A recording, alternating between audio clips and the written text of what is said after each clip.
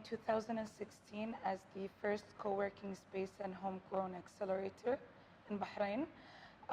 We started off with the Seed Stars Gulf. We have Microsoft Azure program for our startups. We had the gaming hackathon as well. We have the My Startup Bootcamp that we've been doing for almost 2 years now. And we're working on other new projects as well. That's very amazing. And I've heard that you're, from being the first homegrown business accelerator, you're now the biggest. Yeah, that's correct. True. The size, but size, it really doesn't matter. The size is about 1,300 being the biggest in the Gulf. But what's matter today in the ground is the acceleration and the support that we provide to entrepreneurs and startups. So it doesn't matter if it's 1,000 or 10,000 without the programs, it's a skeleton without the blood. That's true, sir. And since you're already talking about that, may I ask, what inspired you to start the hub? That's a tough question. Just wake up one day, I decided to bring a couple of $1 million. So here we come, the CH9. But in reality, what inspired me for as an accelerator for startups and scale up is the ecosystem when it started in the Gulf supporting the startups. We've been hibernating in the Gulf for so many years. We just woke up 2016 and 2017. And we found out there are so many opportunities and skills and capabilities within the region, whether they are an indigenous population or whether there are expat foreigners lives in the Gulf, which they have lots of capabilities of setting up their own company based on certain ideas. So what inspired me is to support those entrepreneurs. Being one of the entrepreneurs who started 20 years ago, I didn't get any of that, honestly. I didn't get all the support that is the case of Bahrain from Tamkeen, from Bahrain Development Bank, from the EDB. We didn't have this. So today, what makes a big difference is what the government affiliation, the semi-government institution has really put in a bundle of packages for those startups and entrepreneurs to progress. That's interesting. One of the things that also I believe is very inspirational about CH9 is that you don't turn any entrepreneur away. Would you like to say more? I mean, the door is open. Since 1 year and a half, Maryam has just referred to My Startup Bootcamps. We have been conducting an intensive bootcamps for business leans, canvas, and business ideas. We've trained 240 entrepreneurs, and that's quite a big number. So it's absolutely true. We have no intention to turn anybody out, and we receive everybody with a certain mindset. Whether that person, that entrepreneur has an idea, or it does not have an idea. Even if it doesn't have an idea, we'll spoon feed them with the idea, with the business plan, with the way that they should set up their business, not just setting up their business. They have to come up with an MVP, which is the minimum viable product, and then from the MVP, they should monetize their product, and then we'll give them even access to market, which is in the region for their product. So it is a fully completed services that we try our best level with our partners, of course, to accomplish. What would you say is the importance of business accelerators like CH9 in the economic climate of Bahrain today, and possibly also in the future? I think I'll bring the words of what His Royal Highness the Crown Prince has mentioned a couple of days ago in the FII, the Future Initiative Investment in Saudi. He clearly put the true mindset, meaning of what the government are doing right now in that regard. So he said the pipeline, the new pipeline, so we are in a post-era of oil. So we had the era of oil, which there are so many support that has been done by the government in regards to infrastructure, schools and hospitals. But now what the Crown Prince, His Royal Highness is referring to is the three things. The pipeline, which he was referring to, is the credit line that has to be given to startups and businesses and cooperates. Second, the refineries is us here. We are a refinery.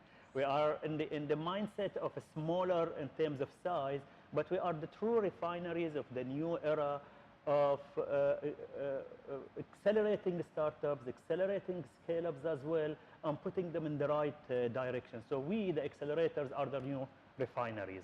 And then the third one, which is the port, which His Royal Highness has referred to, is the infrastructure. So the new ports are in the infrastructure as well as in the, not just the infrastructure as a physical, but more in the digital infrastructure mindset. This is, it's mind-bending what you just told us. What's next for CH9? I think expansion. We can't just stay in here in Bahrain and looking of supporting each and everybody coming into this town. So we have an aggressive expansion plan right now for CH9. We will not be just a standalone with the 2-3 programs that we have been running, whether with See the Star or You Startup or even the Gaming Hackathon. 2019 will be looking at food accelerator. We will be looking at a specific fintech accelerator, and we will be looking at a prop tech, which is a real estate tech accelerator. So that's something that we will be developing in the house.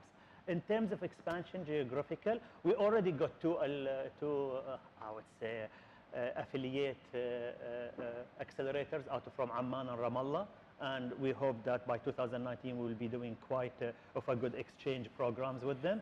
Second or third is we will be, inshallah, hopefully expanding into the neighboring countries. I mean, this is going to be our expansion, because by 2025 we hope that we will be 10 CH9 in the Middle East. So by 2019, hopefully we will be in Saudi, which is in the eastern province, as well as in Oman. And that will allow us to have multiple CH9 locations, not just for an accelerator, but for the co-working space. So our expansion is more into the co-working space rather than just the accelerator. And this is the way we will be attracting entrepreneurs, startups, cooperate, and the scale-ups through the co-working space, which we believe, I believe, CH9 is the leading in the co-working space provider, being the first, and our expansion will be depend on the market penetration of a co-working space. Finally, what advice can you give to aspiring entrepreneurs? You've worked with so many entrepreneurs in the past, but for those you haven't had the opportunity to work with, or those that haven't come to your space yet, what advice can you give to them? Be passionate.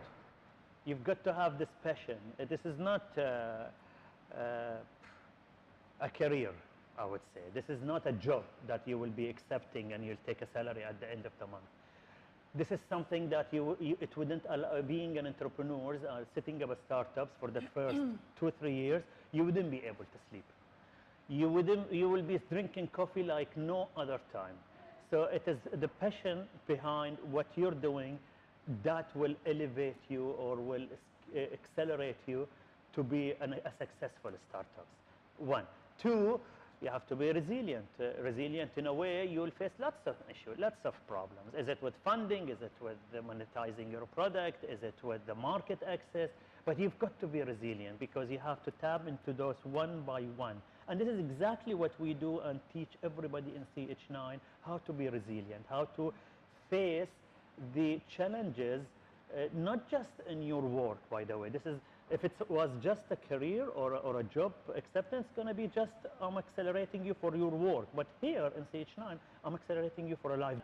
What exactly you're doing with your family, at your home, and what exactly you will be doing here in CH9. Some of those startups, by the way, and entrepreneurs, they sleep in here. They sleep in here in a way when it comes to a hackathon. I mean, I always look at Maryam when she sends me a message by 12 midnight. They ultimately, not just the startups or the entrepreneurs in the accelerator. It's the people behind the operation, which is Maryam or Ali or the other guy, which they, in reality, they sleep in here, because this is the support that has to be given into the startups and entrepreneurs. Isn't it? It is not an easy task. It's running an accelerator. I mean, God bless the team, honestly, over here, and I really proud of what they have achieved so far. Because running an accelerator is the last thing you want to do in your life, because you will be dealing with tons of people who, many of them doesn't have a clue about how to start, how to accomplish. So running an accelerator is something that will go with first the mindset, the lifestyle, and you've got to be passionate to run and to look after how can I support each and every individual in accelerating them to have a sustainable startups, and then there will be a scale-ups, and this scale-ups we will be expanding into the Gulf as well as to start.